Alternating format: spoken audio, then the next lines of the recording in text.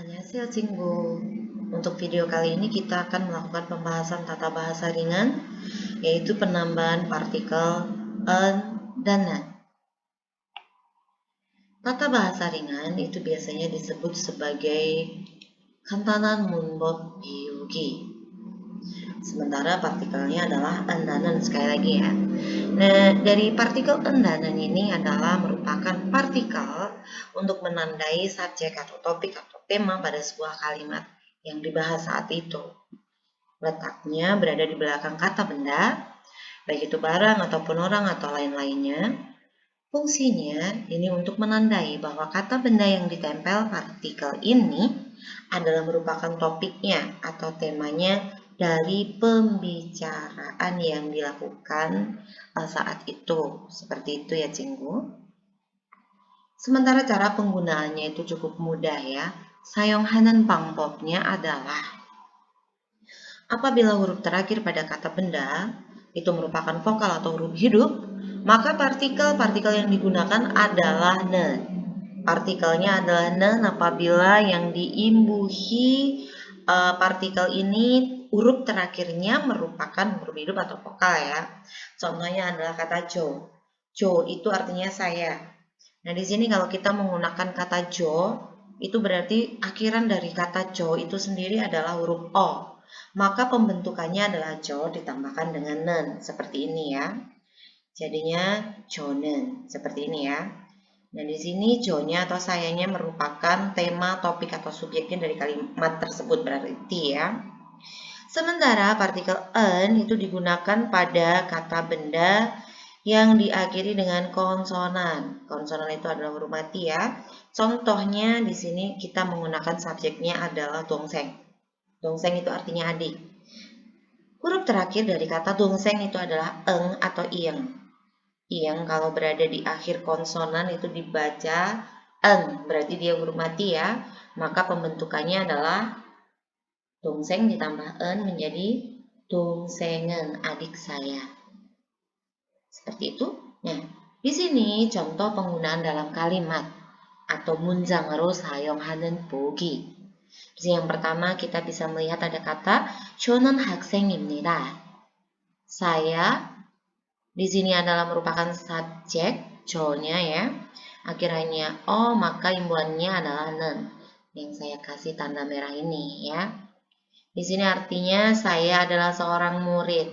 저, saya, 학생 murid ya. Imnida itu adalah. Untuk penambahan kata imnida itu kita akan bahas pada video berikutnya. Makanya jangan lupa untuk like dan subscribe ya.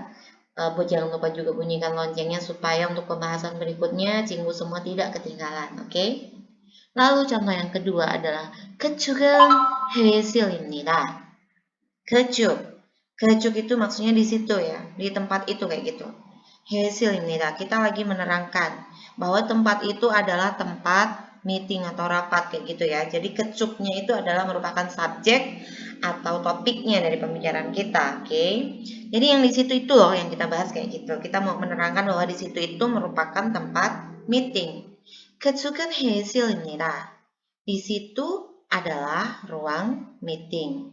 Sementara kecuk sendiri yang menjadi subjek atau topik dari pembicaraan ini akhirnya adalah giek atau huruf G, maka dari itu dia akhiran konsonan imbuhannya adalah en. 그쪽은 회의실입니다. Kayak gitu ya. Lalu yang ketiga ada kata 저의 어머니는 선생님입니다. Di sini kita menerangkan apa katanya. Yang kita terangkan subjeknya adalah 저의 어머니, ibu saya. 저의 어머니 adalah imnida tadi ya, imbuhan imnida ini adalah ya seorang guru, sonseng itu adalah guru ya, sonseng nim itu guru ya. Ya, jadi di sini yang menjadi subjek atau topik pembahasannya adalah ibu itu, ibunya ini loh yang jadi topik dari pembicaraan ini ya. Dia menerangkan bahwasanya ini ibu saya adalah seorang guru kayak gitu. 저희 어머니, 어머니 itu berakhiran i. Dan kalau subjeknya itu berakhiran i, maka imbuhannya adalah nen. Ingat tadi ya. Jadinya 저희 어머니는 선생님입니다. Kayak gitu ya. Ibu saya adalah seorang guru. Yang terakhir, contohnya ada 이곳은 나무입니다. 이곳은 itu adalah igot itu adalah ini ya. Ini loh yang kita terangkan itu ini yang kita tunjuk kayak gitu ya. 나무입니다. Namu itu adalah pohon. Jadi kita menerangkan bahwa ini nih yang jadi topik pembicaraan kita ini namanya adalah pohon kayak gitu ya. Igosnya, igut itu pakai pacim atau akhiran s. S itu adalah konsonan atau huruf mati, maka dari itu imbuhannya adalah an. Seperti itu ya.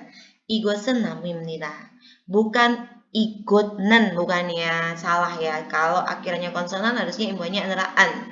이것은 나무입니다. Oke, bisa dipahami sampai di sini. Yang belum paham atau punya komentar lain atau pertanyaan boleh komen di bawah.